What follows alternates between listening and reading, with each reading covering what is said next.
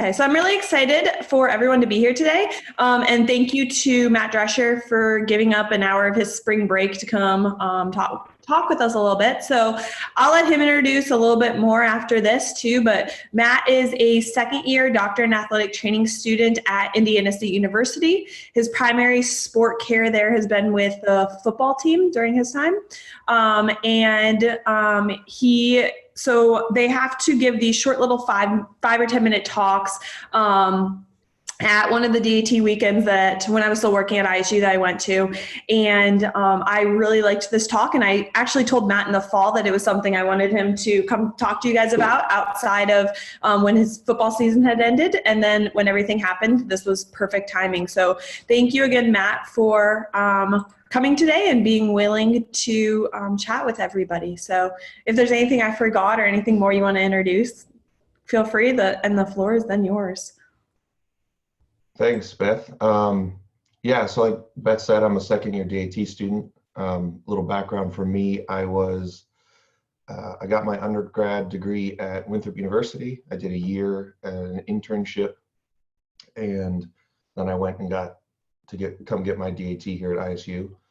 And part of what this talk is part of what I learned while I was at my internship and the mindset that I built about the credentials that you want to build or you want to get, or I think most people think about after they get their certification is what's next, what else can I learn, what else can I add to my resume. So that kind of sparked something in me that I learned when I was at my internship. So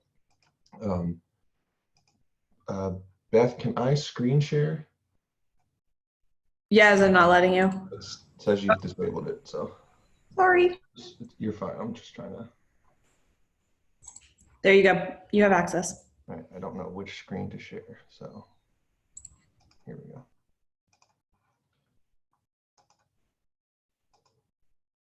Do you guys see this presentation? Okay, perfect. Yep, I can see it. Okay, so all of these are credentials or letters or ways that we designate what we've learned and what we know, things you put behind your name. But what good are all of these if we don't know how to use them? What is the point of getting your FMS or your SFMA or CSCS or even a DAT if you don't know how to use them? My other probing question before I really get into the meat of this presentation is, what do you think about when you see someone go on stage at a conference doing a presentation, you see a research paper, and you see someone with the alphabet soup behind their name? AT, PT, CSCS, SFMA, FNATA, blah, blah, blah, blah, blah. Sometimes I think we think, oh, wow, that person's done a lot. But are they using what they've done, or did they just do it to build their resume? And so what I think we've done in athletic training is we're starting to hold these credentials on a pedestal, when in reality, they're supposed to be tools to help us as clinicians. And when we start to hold these extra letters after our name as the be all end all, you start to get into that seeking mentality of, what's my next class? Okay, I did Graston. Now what do I need to do gua sha. Okay, well now I need to get cupping certified, and I need to do blah, blah, blah. When in reality, your main credential, your ATC, is good enough to do that. Now, we can get into legal ramifications. Some states allow it, some states don't, but your ATC lets you practice. That's what you need. But we've become what I like to call random letter generators. We're just throwing things at the end of our names to make ourselves look better or look like we know what we're doing, or we're more professional, or I don't know, something. And as a profession, we've kind of started to cultivate this. I know when I was in undergrad and when I was even in my internship, I was told multiple times, hey, you got to go get Graston certified. It's gonna put you a step ahead on your resume. Hey, go get just general instrument assisted soft tissue mobilization. Go get certified in cupping. Go do a blood flow restriction course. No one ever cares how much it costs. They just say, oh, it'll be good for your resume.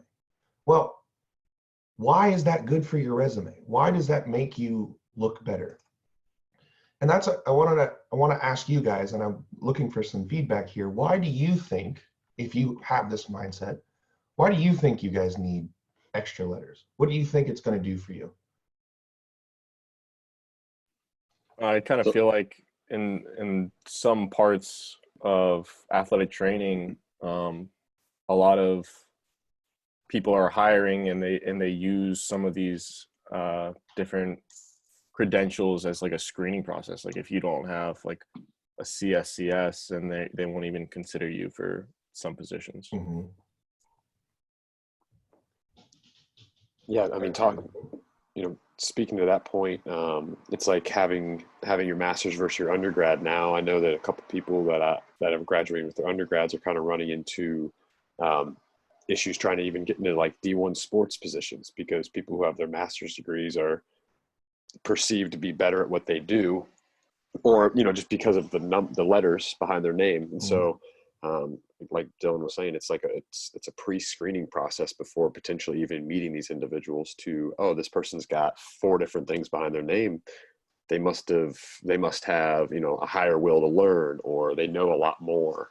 Where in reality, like you said, we could practice all these things. We've seen our preceptor do it. We've learned from them, so we could potentially do it, but they have formally sat down, spent the money to get those, the letters behind their name. Right. So do you guys think I think a lot of it is that it's the way that the culture is now. And part of the challenge is that when you guys get out there and you get into positions that you're hiring people, you need to help break that culture down.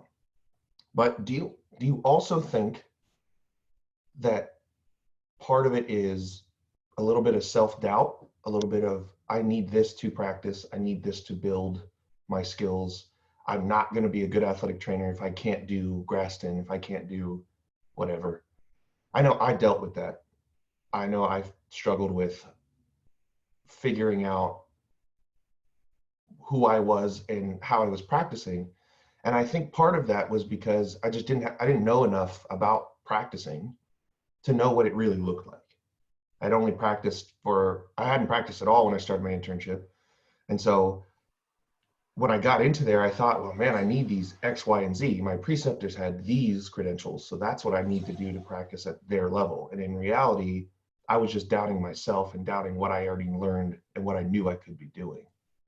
So this isn't more of an interactive thing. So these are 2 people, I've changed their names, but they're 2 people I actually know. SCAT is the credential in South Carolina. There's no licensure in South Carolina, it's just registration. So that means you're registered in the state.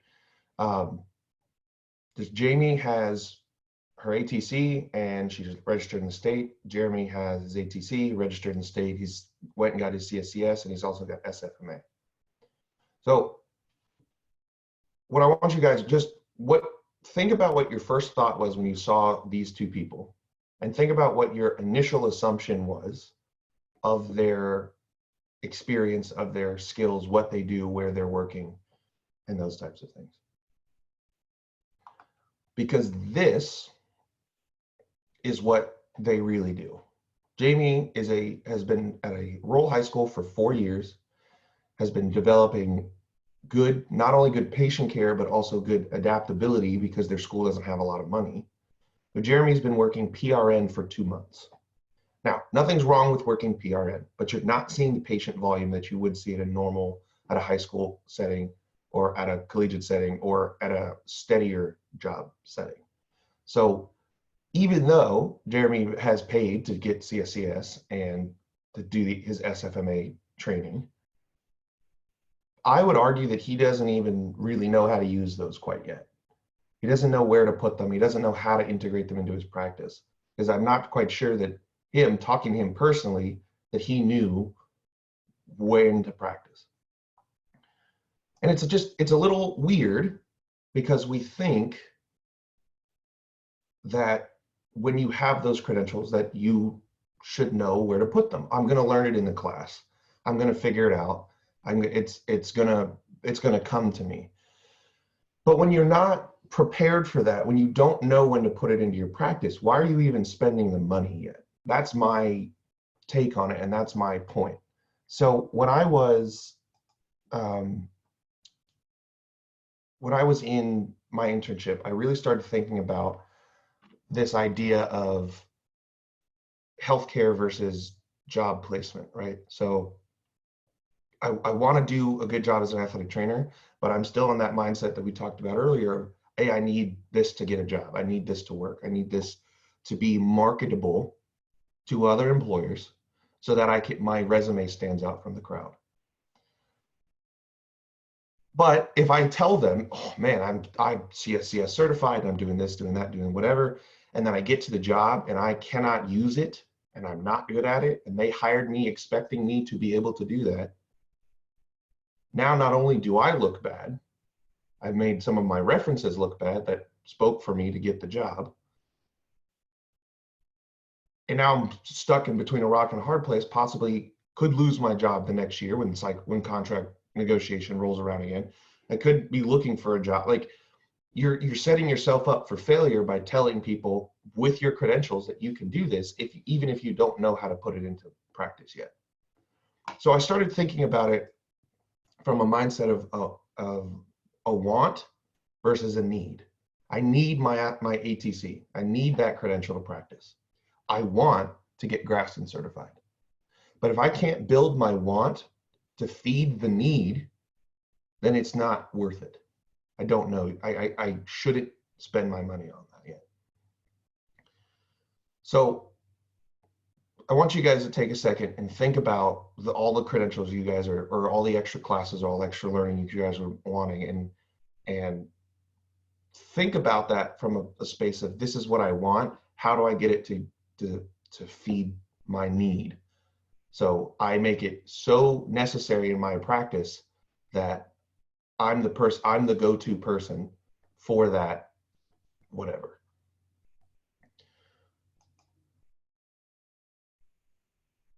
It takes a lot of self-reflection, and it takes a lot of conscious thought to really do that level of introspective thinking to come to that idea, especially if you're learning and you're still learning and you're not even sure how to implement what you just learned. Now we're talking about going the extra mile. But what I want to talk to you guys about is graduation, and what it means when you graduate. So when you go through and you graduate and you're certified and you pass your BSc and everything's great and you're celebrating, at that moment, you can do everything. Trust in yourself that you guys can do everything. You don't need those extra credentials. What those extra classes teach you is theory, extra research, extra information. But unless the state tells you you can't, you can do whatever you need to do. And all it takes is just learning on your own, going forward on your own, and putting in a little extra effort, doing the research, doing those sorts of things. Specifically, I wanted to talk about my experience. So I got certified, I got trained in dry needling this past summer. This was something that I thought I needed. My preceptor, my final semester of my senior year, was dry needling certified, and I thought, by God, I need this to practice as an athletic trainer. This is necessary to giving good quality patient outcomes and good treatment. But I still didn't know how to integrate it into my clinical practice. I didn't even know what clinical practice was. And I'm sitting here saying I need to spend $1,200 to get certified in how to dry needle. I looked into the state guidelines, and I looked into that stuff, and technically even in the state of South Carolina, you don't even have to take a class to dry needle. You just have to, whatever the meaning of access hours are. So basically someone sits with you for 3 hours and shows you how to dry needle, and you can do it whenever you want. But to me, it was necessary. But I still wasn't able to translate that information to what it would mean in my clinical practice. I was still in the mindset of, this is just something that athletic trainers do. This is what makes athletic trainers good. This is going to make me marketable to that next job because they're going to want to use this skill.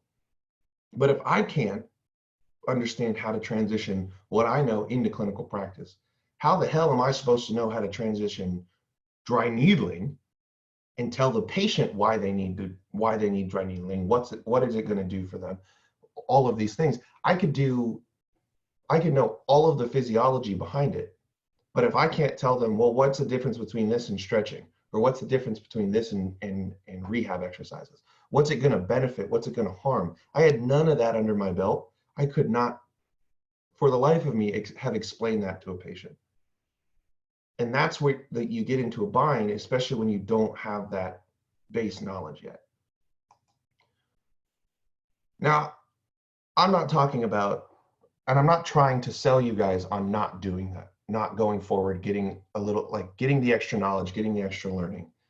The purpose of this is to question your mindset of why you think you need it in the first place. What is stopping you, or what is pushing you forward to think that you need something over your education? You're all getting a quality education. You're all getting what you need to be an athletic trainer. You don't need anything else to practice if you pass your BOC. That's it. Everything else is superfluous. You guys are doing what you need to do now. How many of you have heard this? The degree doesn't matter, get your experience. It's a little different when you're in a master's program, I think, because you're already getting the master's degree. When I was an undergrad, I heard this probably from every preceptor I ever worked with. Go get a master's degree in health admin. Go get a master's degree in, microeconomics. Go get master's degree. Oh, how about this? Go get a master's degree in something that's not related to athletic training, so you have something to fall back on. Why would I want something to fall back on if I think that this is going to be my profession? If I'm putting all of this effort into being an athletic trainer, why are you telling me that I should have something because this is going to inevitably fail? Why are we teaching students that athletic training is a finite profession? You're going to be in it for 10 years. You're going to get burned out. You're going to leave. Go get a degree that's something different. What a waste of, not only a waste of your time in your undergrad, in your educational experience, but what a waste of the profession's time. Because now we're never going to grow. We're never going to build our numbers. We're never going to get the representation we're looking for. And it's going to be a revolving door of people that are building experience and then leave after 10 years when their experience is really blooming at that point, when they can be useful. Where did that slide go? Oh, no, never mind. That is the antiquated view of what athletic training is supposed to be. It's supposed to be cycled through. That's why so many people push you to do the extra mile. Go get the extra certification. Go make yourself marketable. Go do this. Well, everyone else is doing it. Everyone else is going on. But if you think about it, if people are really falling out of this profession, wouldn't you want more experience? Wouldn't you want to have the years under your belt to be able to say, I've done this, I've been there, I can do it here, I can do it there, whatever? To me, that's what we need to build mental toughness, mental strength, and push the profession forward away from these antiquated ideas, away from these ideas of this profession is finite, and move towards working towards our goals as a profession and as students, so that when we get into the position to hire, when we get into the position to be preceptors, we're then teaching the good skills, the new mindsets to the students moving forward.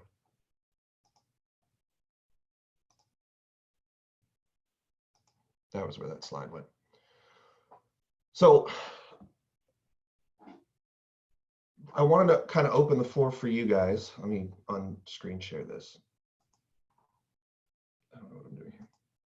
I wanted to kind of open the floor. So that was the quick and dirty presentation, but I wanted you guys' questions. I want you guys' engagement, what you're thinking of, where you're going, and let's try to build the mindsets that we're looking for.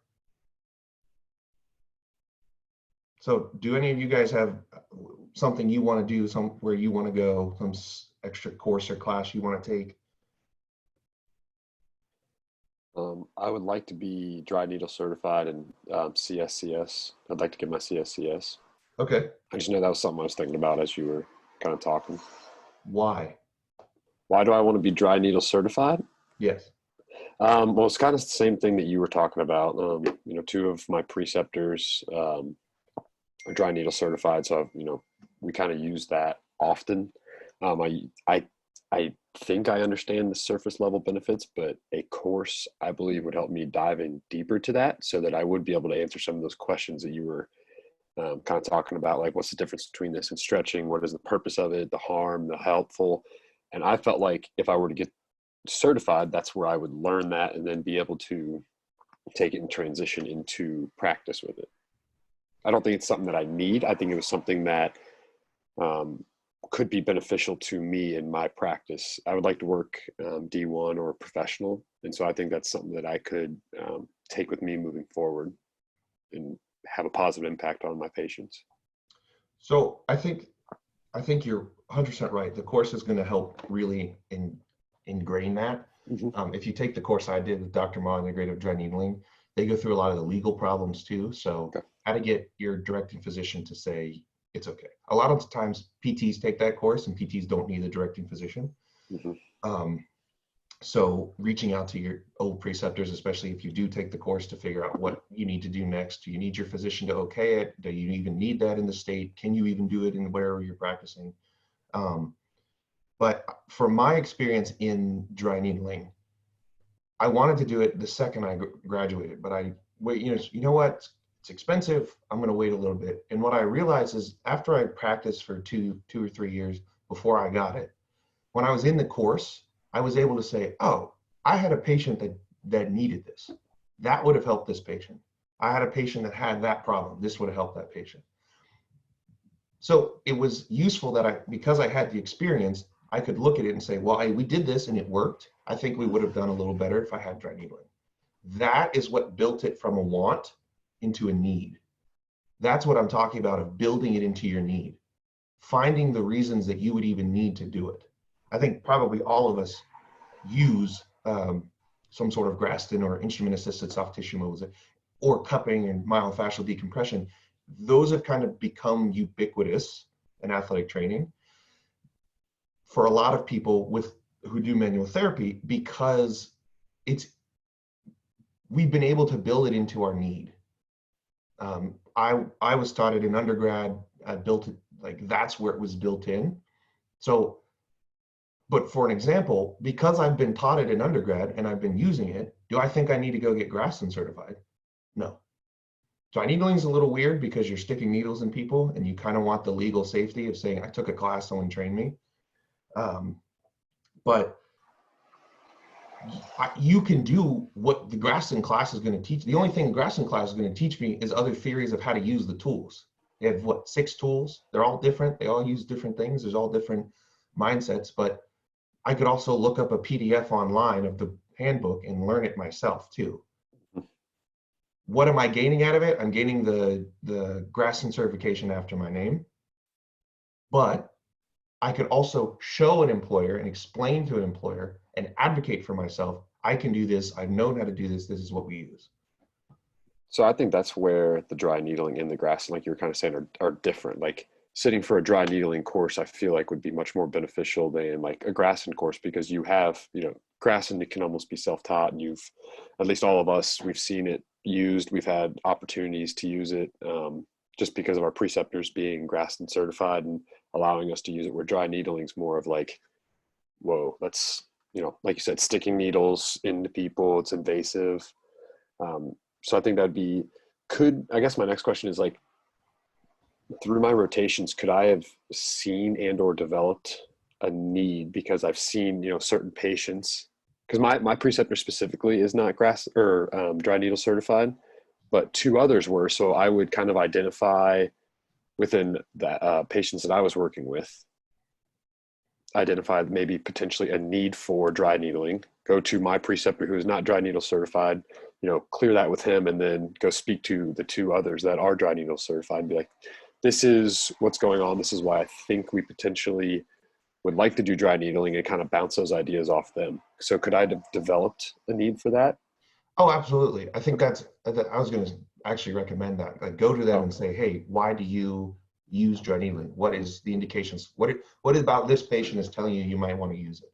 Okay. I think the difference is when you're the primary care provider for a patient, your decision-making process changes too.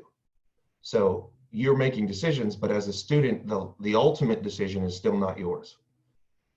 But when you're finally in a position where that ultimate decision of the patient's healthcare is yours, you start to develop the connections. So I think definitely you could definitely build the need of, I've seen patients with this. I know that this is the situation that I can, like, this situation is helped with dry needling, and you can apply that to future patients. For me, in my experience, the difference was not so much the application, but the mindset change of making healthcare decisions on my own. And I think that is a big paradigm for the transition between students and certifieds, and the process of transition to practice that's what you develop. You develop that confidence, you develop that ability, you develop that, hey, I can do this credential, I can do this job, right? I'm doing it, I'm great. Now let's integrate everything else.